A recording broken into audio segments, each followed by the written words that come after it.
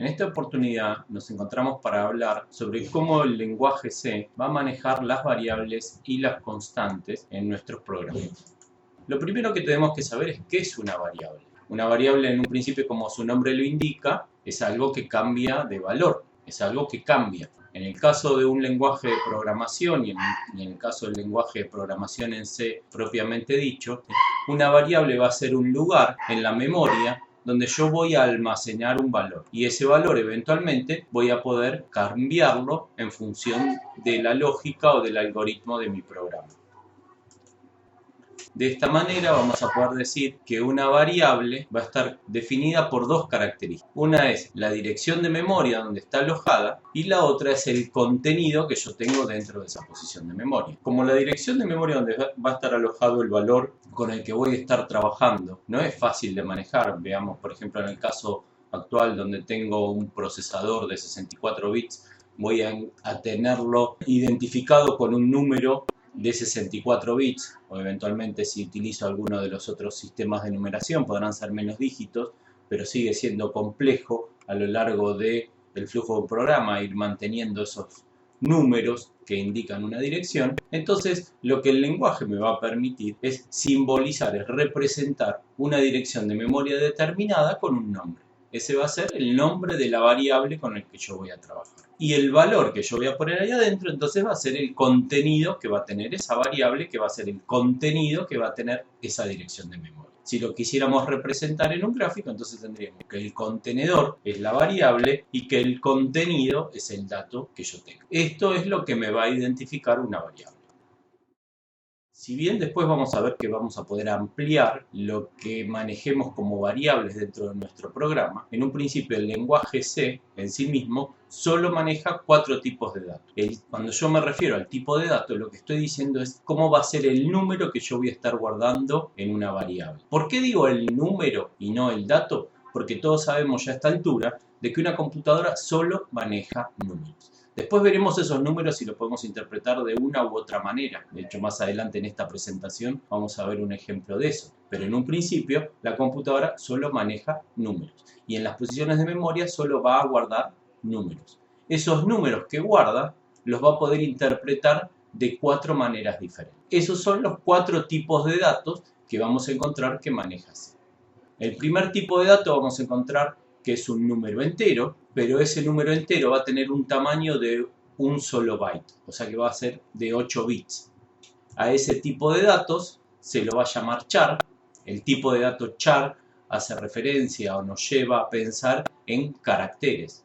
Bueno, ¿por qué? Porque en realidad ese número que yo estoy guardando de un byte, después lo voy a poder asociar a una tabla donde para cada número le voy a asociar una letra. Pero en un principio, un tipo de dato char es una variable que guarda un número entero de 8 bits. La ventaja principal que tiene este dato de número entero es que su tamaño no va a verse modificado por las distintas arquitecturas. O sea que todas las arquitecturas, hasta el momento, respetan el hecho de que un tipo de dato char es un entero de un byte. La cantidad de valores que voy a poder representar en un byte son de 256 valores diferentes.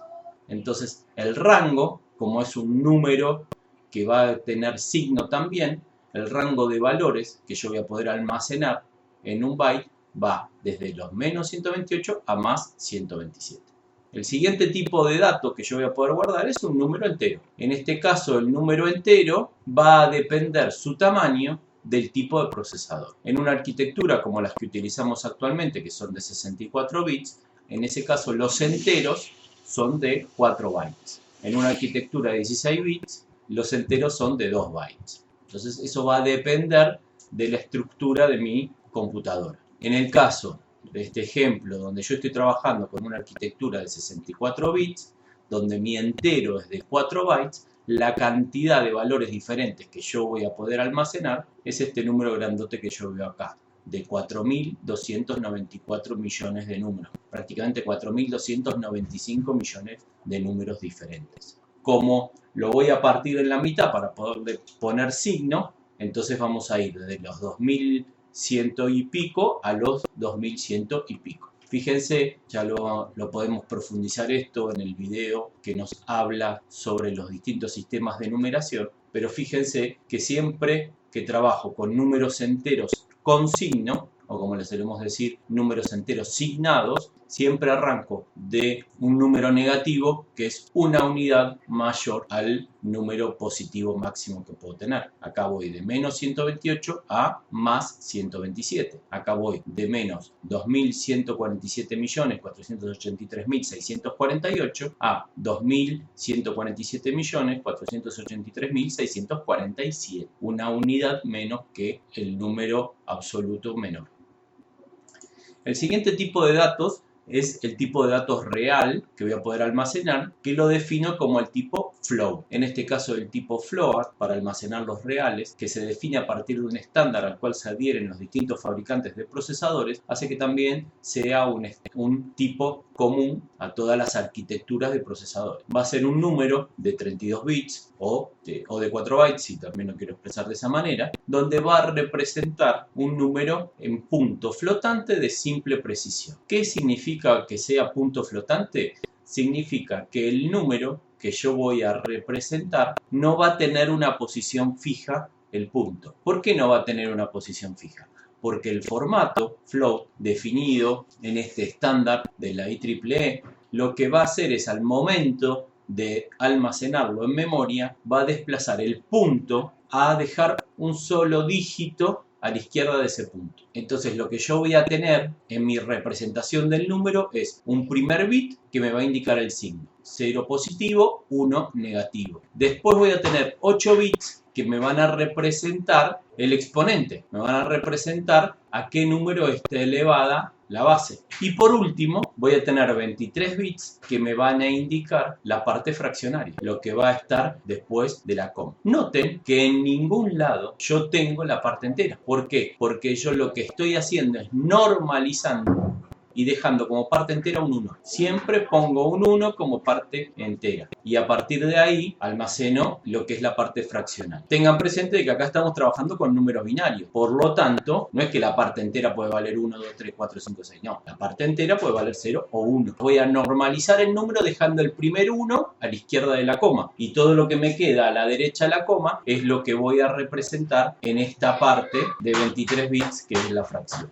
Si queremos hablar del rango, entonces acá tenemos el rango que vamos a poder manejar. Desde menos 3.4, esto sale de la conversión a binario de la parte fraccionaria siendo normalizada, ¿sí? Por 10 a la 38 a 3.4 por 10 a la 38. Para calcular qué número estoy representando acá, lo puedo hacer tomando el signo, menos 1 elevado a este bit que tengo acá, puede ser 0, 1, fíjense, si menos 1, si esto vale 0, entonces el signo me va a dar 1, positivo. Si menos 1 y esto vale 1, es menos 1 a la 1 es menos 1, entonces me va a dar negativo. Fíjense lo que yo les decía acá. 1 punto la mantisa. La mantisa es la parte fraccionaria. 1 la mantisa por 10 a la exponente menos 127. O sea que tengo el valor que estoy poniendo acá desplazado 127 números. Recuerdan que un byte yo puedo ir desde menos 127 a 128. Este sería el caso de lo que tengo acá. El segundo caso de números reales que yo puedo almacenar son los llamados double. Antes teníamos el float y ahora tenemos el double. Para diferenciar la precisión, en la precisión me refiero a qué tan exacto, sobre todo si es un número irracional, a qué tan exacto por la cantidad de dígitos que yo puedo tener después de la coma, lo voy a definir como que el float es de simple precisión y el double es de doble precisión. ¿En qué va a cambiar? Bueno, la forma del cálculo va a ser la misma, pero voy a extender, voy a ampliar la cantidad de bits que puedo tener en cada caso, ¿sí? Voy a seguir teniendo el primer bit de signo como lo tenía antes. Voy a tener ahora que para el exponente, en lugar de tener 8 bits, voy a tener 11. Y para la parte fraccionaria, en lugar de tener 23 bits, voy a tener 52. Esto va a hacer entonces que ahora mi número que era de 32 bits pasa a ser de 64 bits.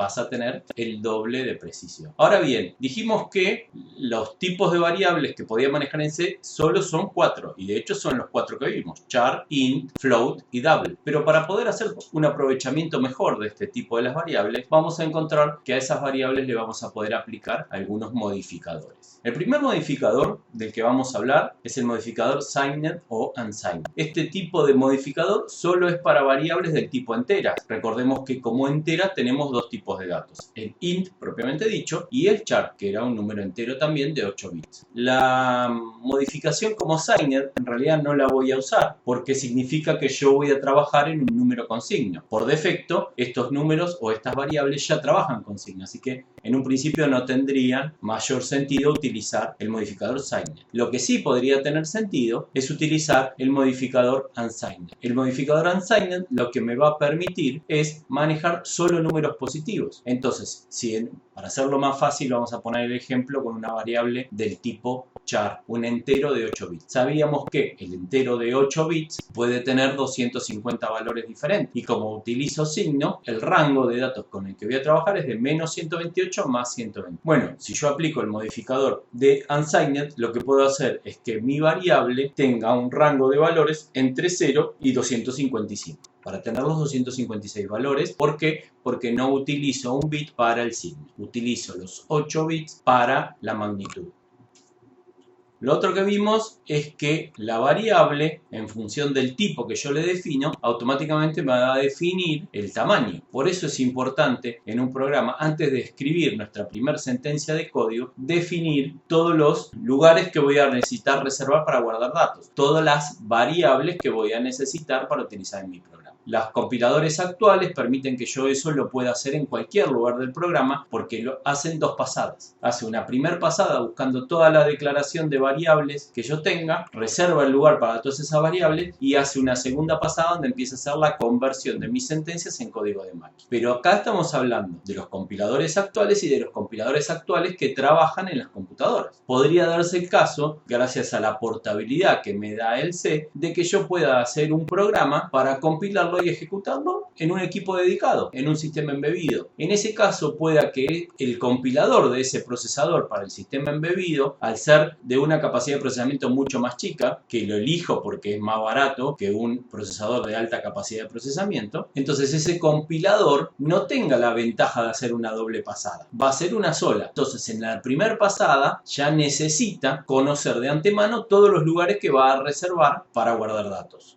Por lo tanto, lo que hoy parece una trivialidad o una exigencia inútil de parte nuestra de poner todas las variables al principio, está respaldado porque puede haber un compilador que no es como el compilador de la PC, que no hace una doble pasada, entonces necesita conocer de antemano todos los lugares que yo voy a necesitar para mis variables. Por eso lo voy a definir antes de la primera línea de código a todas las variables con las que yo voy a trabajar en mi programa. Sabiendo toda esta introducción, lo que vamos a ver ahora son unos modificadores que me permiten modificar el tamaño de una variable. Vamos a encontrar un primer modificador que es el modificador short. Se utiliza para las variables del tipo int, no las variables enteras, sino las enteras del tipo int. Habíamos dicho que normalmente en un sistema de 64 bits la variable del tipo entera es de 4 bytes. Bueno, utilizando el modificador short, esa variable en lugar de tener 4 bytes va a quedar con 2 bytes. Si mi arquitectura es una arquitectura donde el tipo entero es de 16 bits, o sea de 2 bytes, el tipo short va a quedar de 1 byte. En este caso, una entera del tipo short sería equivalente a una variable del tipo char. Debería poner short int, pero como solo es para tipo entera, con poner solamente short, ya sabe el compilador que es del tipo short int. De la misma forma, por el contrario, tenemos, o como complemento, tenemos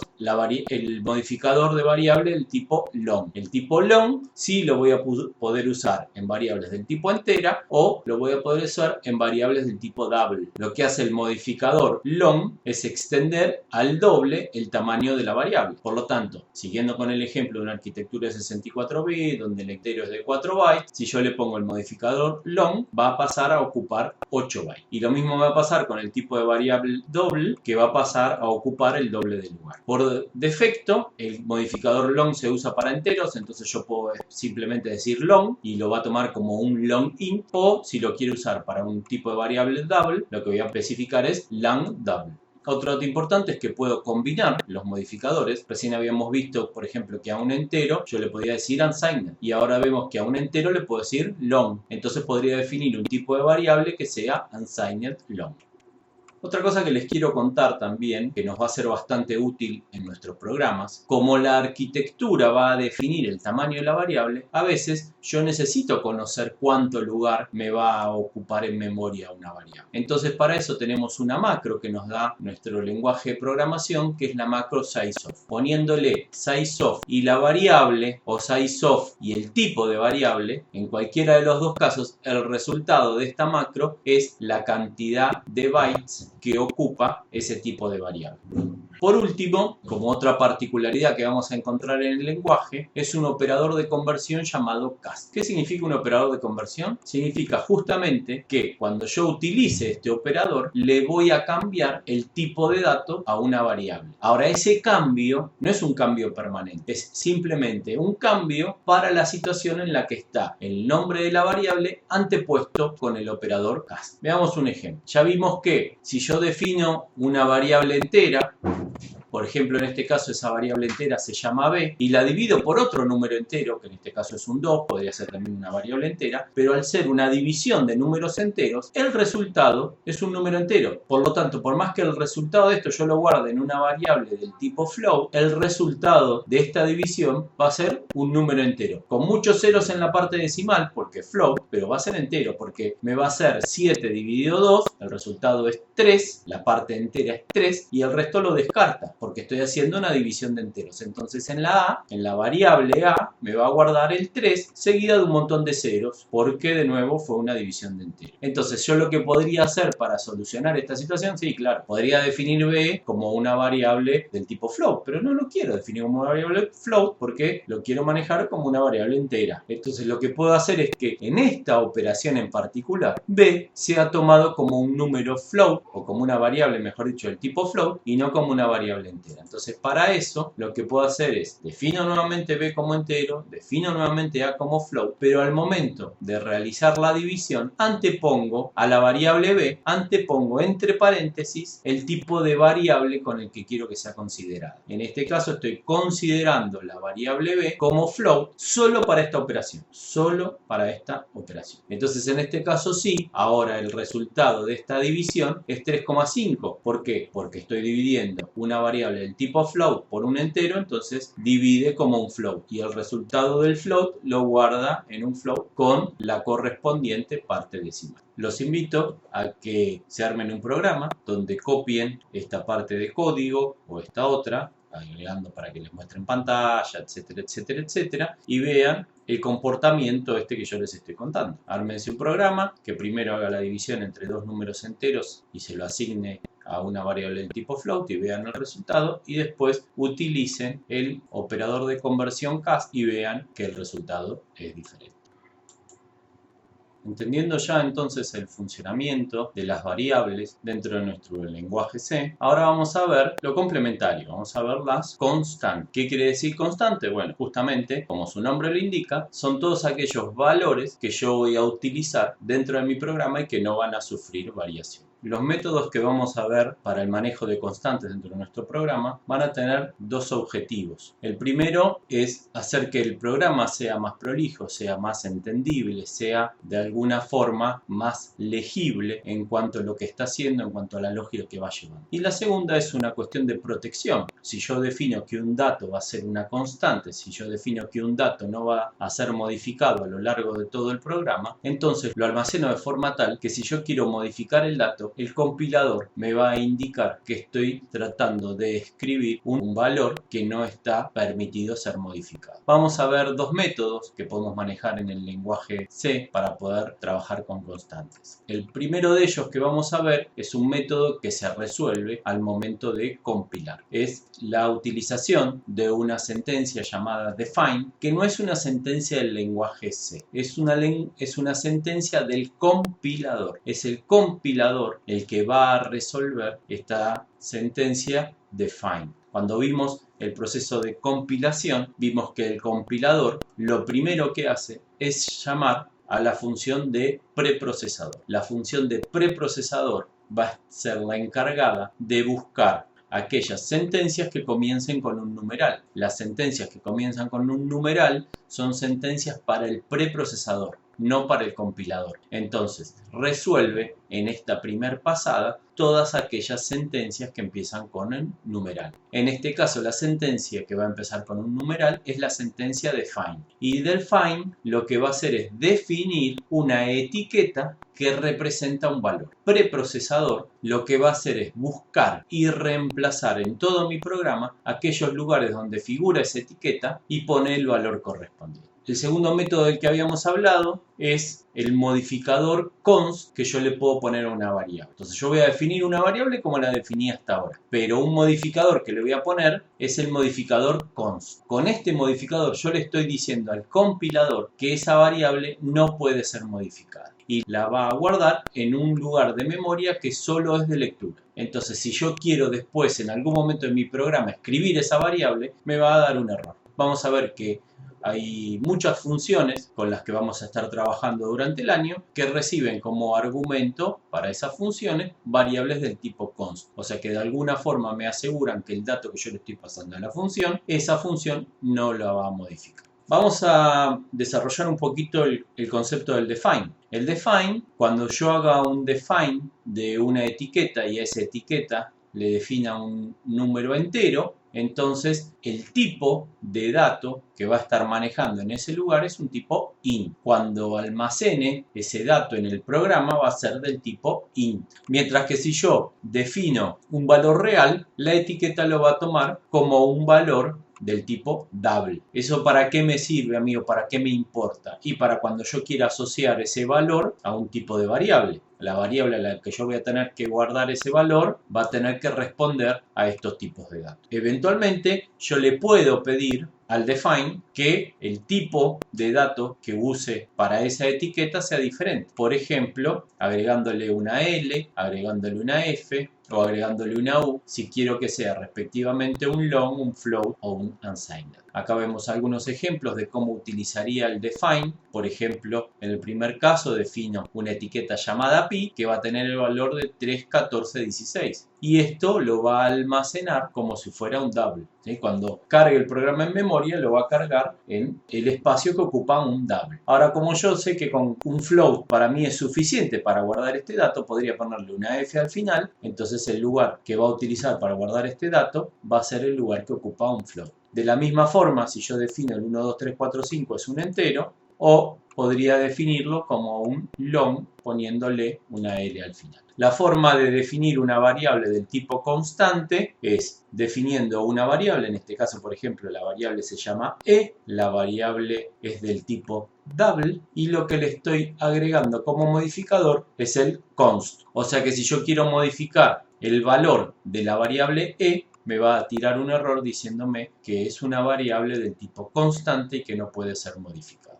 ¿Por qué a mí me serviría utilizar, por ejemplo, el define? Hablamos hace un rato, o yo les comenté hace un rato, que esto también me servía para la prolijidad y la legibilidad de mi programa. Ustedes imagínense que yo a lo largo de mi programa tengo que hacer diversos cálculos utilizando el número pi. Es mucho más legible si yo leo a lo largo de mi programa que estoy haciendo una multiplicación por pi y no que estoy haciendo una multiplicación por 3.1416. Y les voy a plantear otro caso más. Ya es una cuestión práctica a la hora de hacer mi programa. Supongamos que yo voy a hacer una función que calcula el promedio de 1000 números diferentes, del tipo que quieran, entero, real, no hay problema.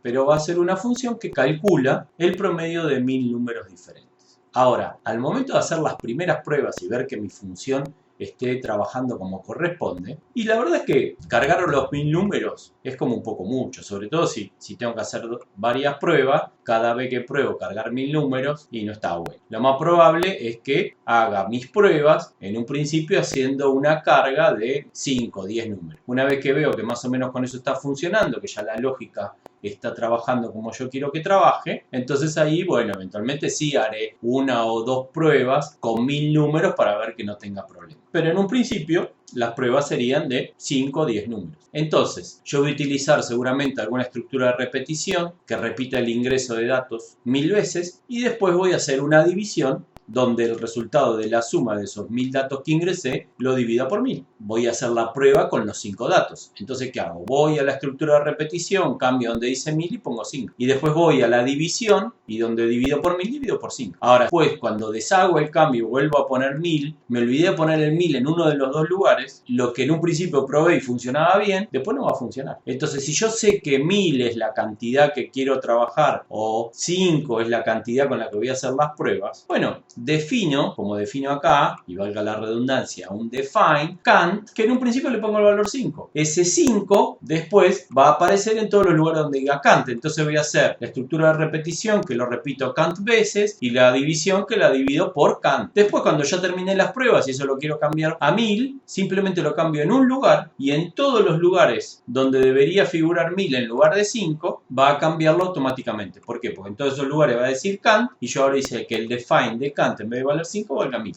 Entonces, cambiándolo en un solo lugar, me aseguro de tener la coherencia en todo mi programa. La segunda ventaja en lo que respecta a la legibilidad es que yo puedo tener un mismo número que represente distintas cosas. Yo puedo tener un 7 que en algunas funciones represente la cantidad de días de la semana, en otro caso que el 7 represente la cantidad de dispositivos que estoy manejando y en otro caso el 7 represente la cantidad de operadores que tengo en mi sistema. Entonces, si yo de repente amplío la cantidad de operadores que tengo en mi sistema y de 7 me fui a 10, no es tan sencillo como buscar y reemplazar 7 por 10, porque hay 7 que representan otras cosas. No todos los 7 que aparecen en el programa representan los operadores. Entonces yo tengo 3 defines hechos, uno que diga días de la semana, otro que diga dispositivos y otro que diga operadores. Yo voy y cambio donde dice operadores 7, pongo operadores 10 y mi programa ya queda actualizado, ya queda modificado a la nueva cantidad de operadores. Y no modifiqué todos los otros 7. Ni siquiera al hacer la búsqueda me tuve que poner a leer, a ver, este 7 responde a los días de la semana.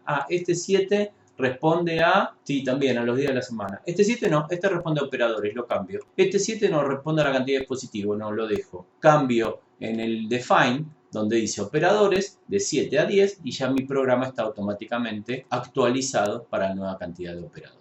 Otra opción es poner una variable, sí, bueno, está bien. Pero si mi programa no necesita manejarlo como una variable, sino que es una definición de mi programa, entonces tranquilamente lo puedo hacer con un define. Ya hablamos de variables, ya hablamos de constantes. Ahora vamos a hablar de qué puedo hacer con, por ejemplo, dos variables. ¿Cuáles son los operadores que puedo utilizar? El primero del que vamos a hablar, ¿se acuerdan que cuando hablamos de las proposiciones en las preguntas, de los if, de los while, en las proposiciones decíamos que tenía que usar el igual porque el igual representaba la asignación? Entonces, bueno, el primer operador que tenemos acá es la asignación. Y la asignación siempre es de derecha a izquierda, o sea que el valor que está a la derecha lo asigno a la izquierda. En este caso, el valor que tiene la variable b se lo asigno a la variable a. De la misma forma tenemos el operador suma, tenemos el operador resta, tenemos el operador multiplicación y tenemos el operador división. Acá encontramos también el operador módulo. El operador módulo lo que hace es cuando yo en este caso divido R por P, lo que me va a devolver es el resto de esa división. Si yo divido 3 dividido 2, el resultado es 1 y el resto también es 1. Que 2 por 1, 2, 3 menos 2 me resta 1. Si yo hago 5 dividido 2, el resto también es 1.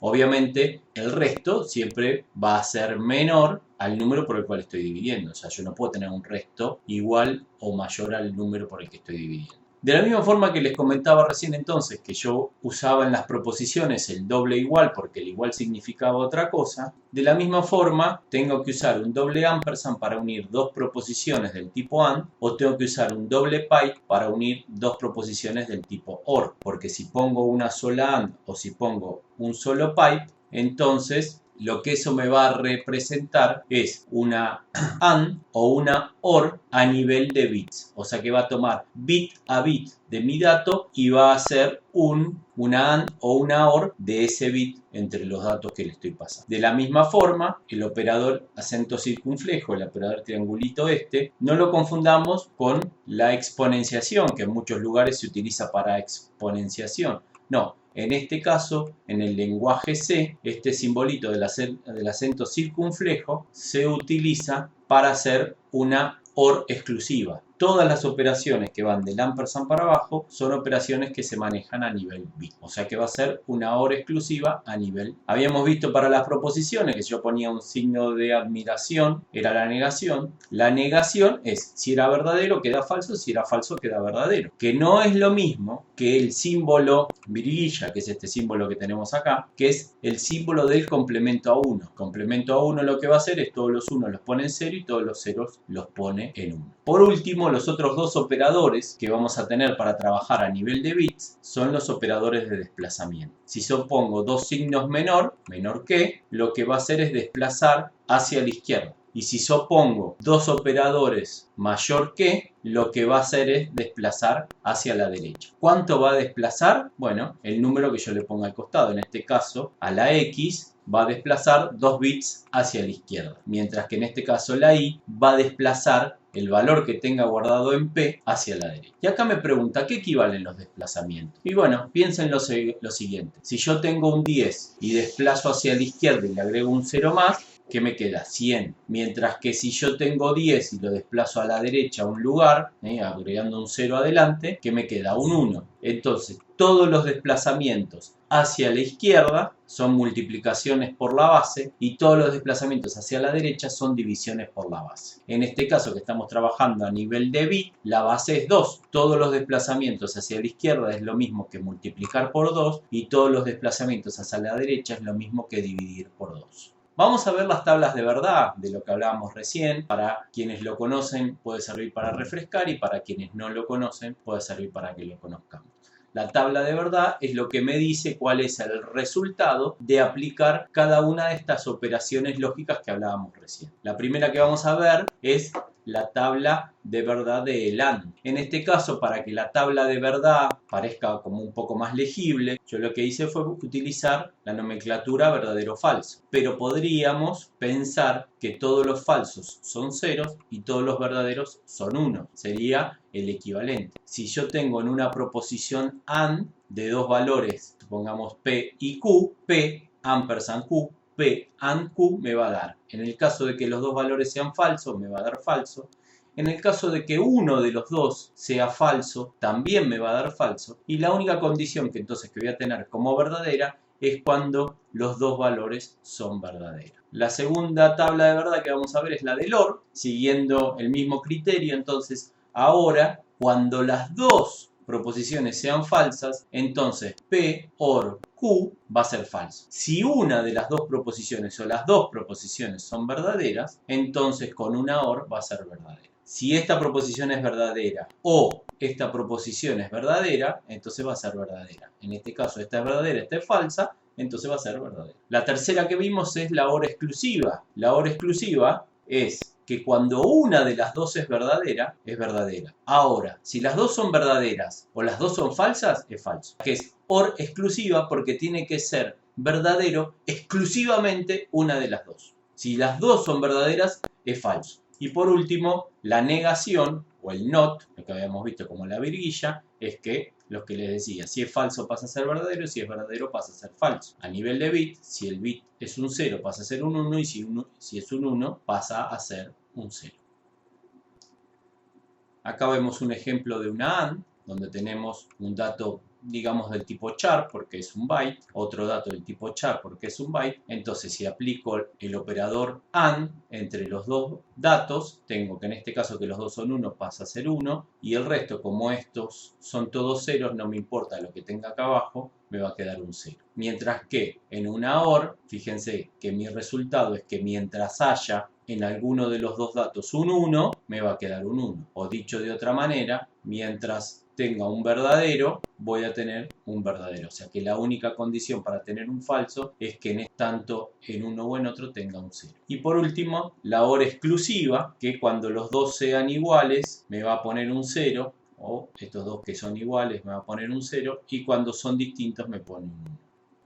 Veamos la diferencia en un if si yo utilizo el doble ampersand o si utilizo un ampersand solo. Fíjense, si yo utilizo el doble ampersand, lo que quiero decir es que si esto es verdadero y esto es verdadero, entonces esta proposición va a ser verdadera. Recuerden que para un if, para una evaluación, cualquier valor distinto de 0 es verdadero y cualquier valor igual a 0 es falso. Entonces, en este caso, que yo estoy considerando un 1 y un 2, son dos sentencias verdaderas. El resultado de este if debería ser verdadero, porque esto es verdadero, esto es verdadero. Ahora veamos esto mismo. Yo tengo acá que hago 1 y 2, pero en vez de poner un doble ampersand pongo uno solo. Entonces, ¿cómo lo resuelve esto? Resuelve primero lo que hay dentro del paréntesis, que es una AND a nivel de bit de estos dos valores, y después evalúa el resultado de esta AND. Entonces, fíjense, si yo hago la AND entre 1 y esto, el 1 en binario es todos ceros con un 1 al final. El 2 en binario son todos ceros menos el segundo bit de derecha a izquierda que está en 1. Ahora la AND entre lo de arriba y el AND con lo de abajo me va a dar que es todo 0 porque no tengo ningún 1 que se repita en los dos números. Entonces recuerden que en una AND cuando yo tengo 0 me queda un 0 independientemente del otro valor. Entonces acá tengo todos ceros y en este como también tengo un 0 me queda 0. El resultado de esta AND es 0. Y si yo hago un if de 0, el 0 es falso. Entonces, esta proposición de acá arriba me da verdadero. Esta proposición de acá abajo me da falso. Y lo único que cambió es que me olvidé de poner un ampersand o puse un ampersand de más, depende de qué es lo que yo quería hacer. Pero claramente esta proposición es diferente de esta proposición. Por último, lo que vamos a hacer es tratar de reducir lo que podamos escribir. El C me va a permitir resumir la forma de hacer ciertas operaciones. Una forma para resumir es, si yo tengo que la expresión 2 es igual a expresión 1 más expresión 2, lo puedo decir como que expresión 2 más igual que expresión 1. Entonces, esto que está acá a mi derecha es el equivalente a lo que yo tengo acá a la izquierda. Lo que va a hacer es sumar a expresión 1, expresión 2 y el resultado de eso lo va a guardar en expresión 2. Lo mismo lo voy a poder hacer, entonces vimos con la suma, lo voy a poder hacer con la resta, lo voy a hacer con la multiplicación y lo podría hacer con la división también. Veamos ahora otra forma en que puedo resumir aún más un cierto caso particular que sería, por ejemplo, si yo quisiera incrementar un valor.